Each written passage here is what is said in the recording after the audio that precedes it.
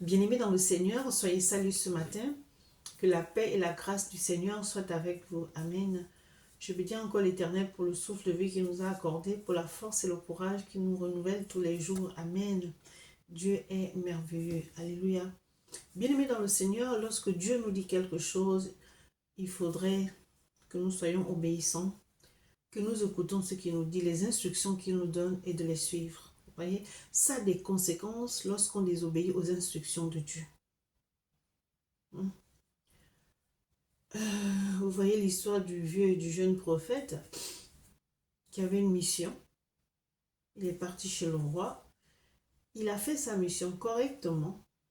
Au moment de partir, il y avait les fils du prophète qui étaient là, qui ont dit, il y a un jeune serviteur de Dieu qui était chez le roi. Et qu'est-ce que le vieux prophète a dit? Allez le chercher.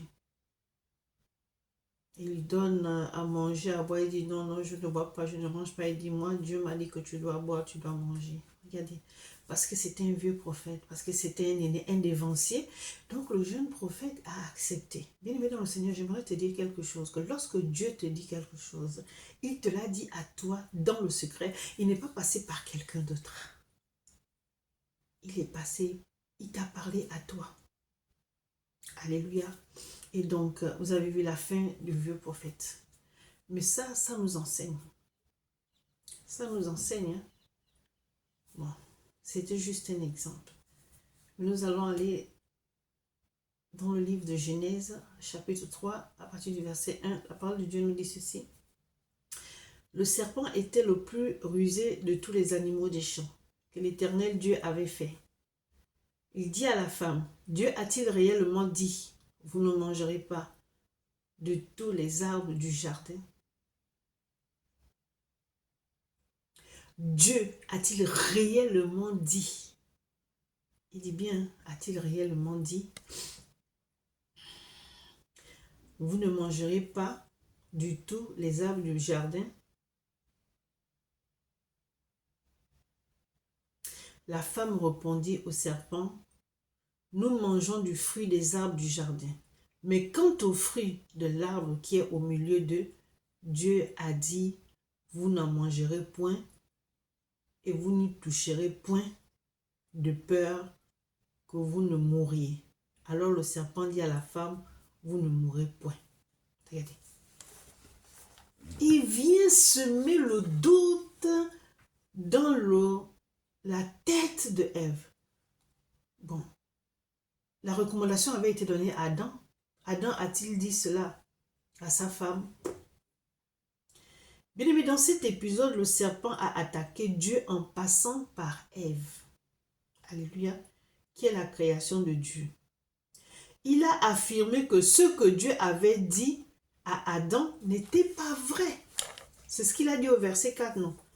Il a dit, alors le serpent dit à la femme, vous ne mourrez point. Donc, pour Satan, Dieu a menti. Dieu a menti. Vous ne mourrez point. Dieu vous a dit n'importe quoi. Je m'adresse à toi qui me regarde. Hein? Qu'est-ce que Dieu t'a dit? Et puis que tu doutes.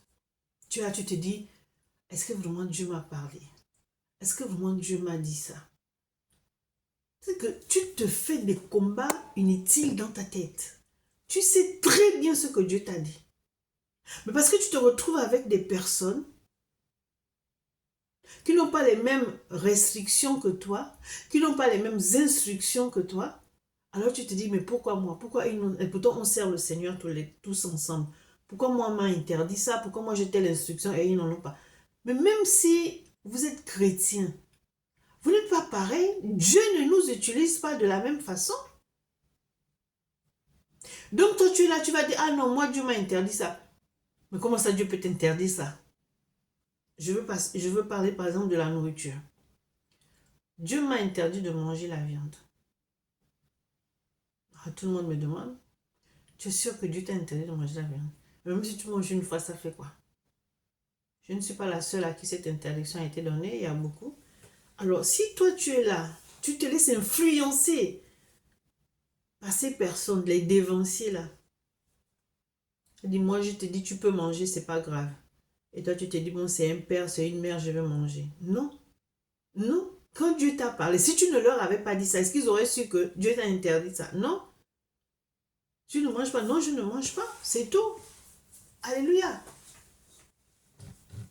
Ils ont désobéi. Ils ont écouté le serpent. Ils ont écouté Satan. Et c'est comme ça que nous tombons. Ça a des conséquences, la désobéissance envers Dieu.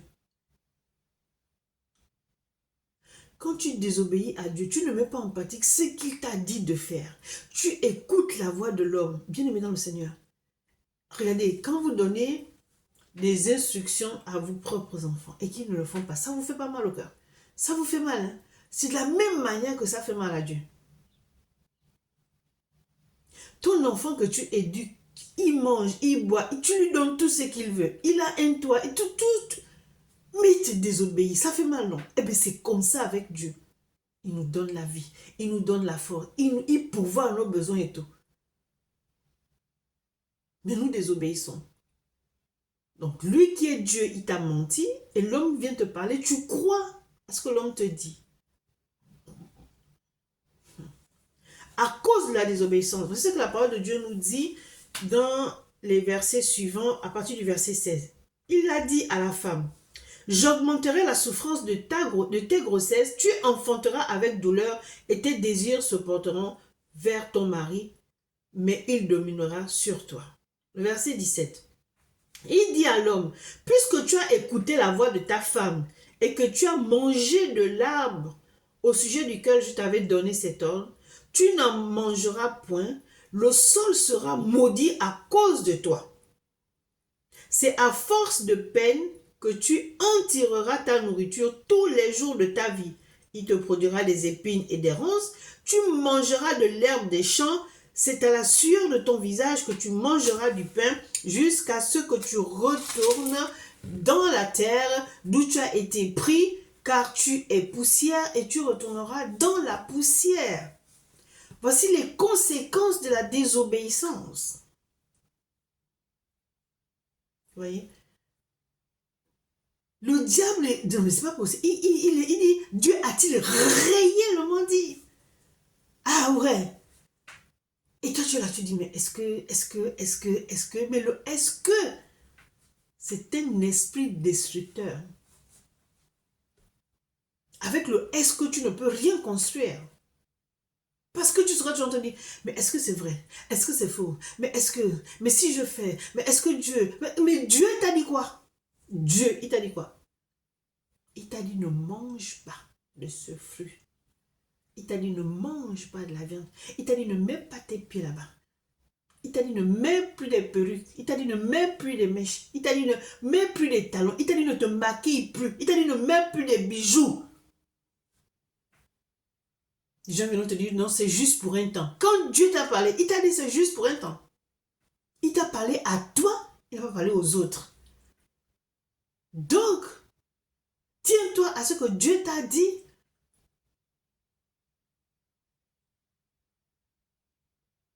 Tiens-toi à ce que Dieu t'a dit. J'ai une sœur en Christ qui, une fois, qui est venue me dire que elle sentait qu'elle ne devait plus mettre les mèches et tout, machin et tout. Après, Dieu lui a dit de ne plus mettre ça. Et donc, quand elle a dit ça à son pasteur a dit n'importe quoi. Et le pasteur lui a dit, bon, pour un temps, juste pour un temps. Et puis après, tu remets tes mèches, tu remets ton maquillage, tes bijoux. Oh. Quand Dieu t'a parlé là, il était là. Dieu t'a dit pour un temps. C'est à toi qu'il a... Il ne t'a pas dit à toutes les autres, il t'a dit à toi. Et toi, ton pasteur te dit, oh, c'est juste pour un temps. Bien aimé dans le Seigneur, faisons attention. Hein. Tu es appelé, tu es serviteur de Dieu, tu es servant de Dieu. Oui, on respecte, on se respecte, hein, mais souviens-toi toujours de ce que Dieu t'a dit. Parce qu'ils viendront te dire, tu es sûr? Dieu t'a réellement dit ça? Comme Satan a dit à Ève. Et voilà les conséquences. Tu enfanteras avec douleur. Tu mangeras la sueur de ton front, avec difficulté. les conséquences de la désobéissance. C'est pour ça que je dis toujours, souvenons-nous de ce que Dieu nous a dit dans le secret. Quand Dieu te parle, des fois Dieu n'a pas besoin de passer par, même pas ton père spirituel, ta mère spirituelle, ton mentor ou quoi. Dieu te parle à toi. Il peut bien passer par toutes ces personnes, il peut même passer par un frère en Christ, il peut passer par, même je ne sais pas moi, un non-croyant. Dieu peut passer par ces personnes-là pour te parler. Mais ça, tu l'as reçu toi-même, dans le secret. Et tu fais part de ça à tes amis, à ton entourage, et ils vont te dire, tu es sûr, Dieu t'a réellement dit ça. Tu viens de commencer le ministère. Et tu crois que Dieu va te dire ça? Même nous qui sommes là depuis longtemps, Dieu ne nous a pas dit ça. Vous, c'est vous. Elle, c'est elle. Moi, c'est moi. Donc, tu es là, tu es embêté, mais tu t'embêtes inutilement. Tu rentres, tu te dis, mais est-ce que je ne sais pas qui je dois écouter, mais s'il m'a dit ça, ou si elle m'a dit ça, elle est ancienne, et tout. Donc, tu te bats dans ta tête là, inutilement. Comme Dieu avait dit, ce sont des combats inutiles. Est-ce que, peut-être qu'elle a raison, peut-être qu'elle a raison. Qu'est-ce que Dieu t'a dit? Qu'est-ce que Dieu t'a dit, bien-aimé dans le Seigneur? Qu'est-ce que Dieu t'a dit? Tu te bats, tu te plains, tu là, comment je vais faire? Comment je vais faire? Parce que la personne est venue te dire, Dieu t'a réellement dit. Dieu t'a réellement dit ça. Tu es sûr? Mais non, Dieu ne peut pas faire ça. Dieu ne peut pas faire ça. Il y a des choses que Dieu te dit. Quand il a fini de te parler, tu t'assois, tu te dis, waouh, ça, si je dis ça aux gens, est-ce que les gens vont me croire? Hein? Mieux garde ce que Dieu t'a dit. Ne dis à personne. Parce qu'ils vont semer le doute dans ta tête. Ils vont se dire, ah, ça, on n'a jamais entendu ça. Tu es sûr? C'est ça. Ah, bien-aimé. Obéissons seulement, ayons la crainte de Dieu. Tu vas dire à Dieu que oui, mais voilà ce que mon père spirituel m'a dit, ma mère spirituelle m'a dit. Voilà. Il va te dire que moi, quand je t'ai parlé, ils étaient là. Ils n'étaient pas là. Avant qu'ils te disent que je n'étais jamais connu à cause de la désobéissance. Hé! Bien-aimé dans le Seigneur, voici quelque chose que Dieu n'aime pas. La désobéissance. Faisons attention. Souvenons-nous toujours de ce que Dieu nous a dit et marchons selon ses directives. On ne refuse pas les conseils, on ne refuse pas, mais ce que Dieu t'a dit là, garde ça jalousement. Que personne ne vienne te dire le contraire. Là, si tu veux que Dieu te mette de côté, ben vas-y, suis ce que les hommes te disent.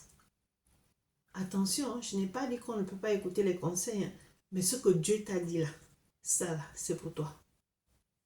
C'est pour toi. Te concernant, c'est pour toi.